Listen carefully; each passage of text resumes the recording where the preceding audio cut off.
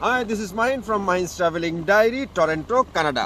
ওকে, জায়গাটার নাম হলো রয়্যাল বিচ এবং এটা লেক সিমকোতে অবস্থিত। সম্পূর্ণ লেকটা ফ্রোজেন হয়ে গিয়েছে। আমি আজকে আপনাদেরকে এই লেকের ভিডিওটা দেখাবো। হোপফুলি আপনারা ভিডিওটা এনজয় করবেন। Let's go.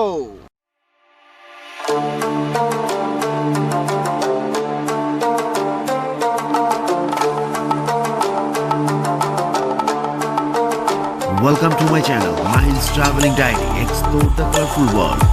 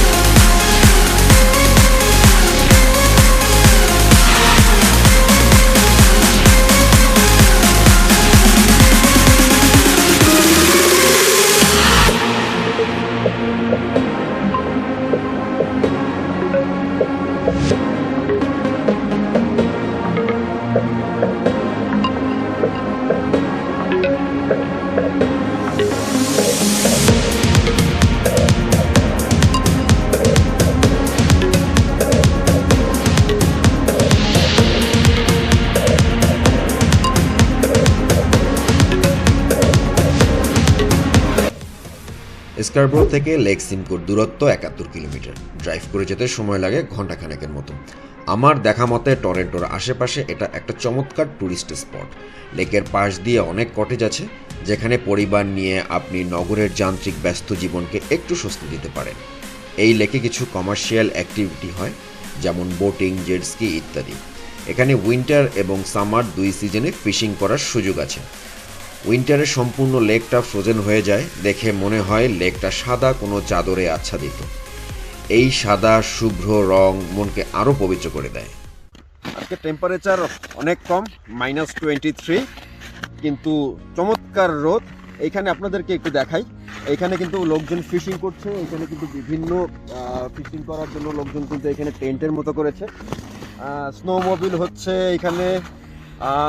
আর কি দেখলাম মৌসুমী, আরো কি দেখলাম এখানে গাড়ি নিয়ে লোকজন অনেক ড্রাইভ করছে। সুন্দর একটা রাস্তা করেছে একদম আইসের। আর এই রাস্তাটা দিয়ে একটা আইল্যান্ডে যাওয়া যায় সামনে, বাট আমরা ওই আইল্যান্ডটা এখন যাচ্ছি না। আমরা জাস্ট এইখানে একটু ঘোরাঘুরি করে আমরা এখান থেকে বের হয়ে যাব।